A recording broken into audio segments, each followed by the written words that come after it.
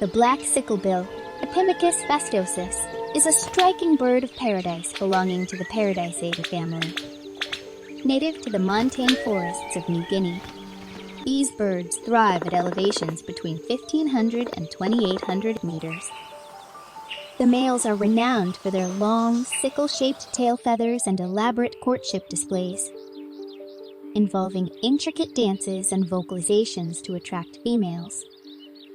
Black sicklebills primarily feed on fruits, insects, and small animals, utilizing their strong, curved beaks. They live a solitary lifestyle except during the breeding season, with a lifespan of up to 20 years in the wild. These birds are a symbol of the rich biodiversity of New Guinea's highland forests. Subscribe now and let's explore the animal kingdom together.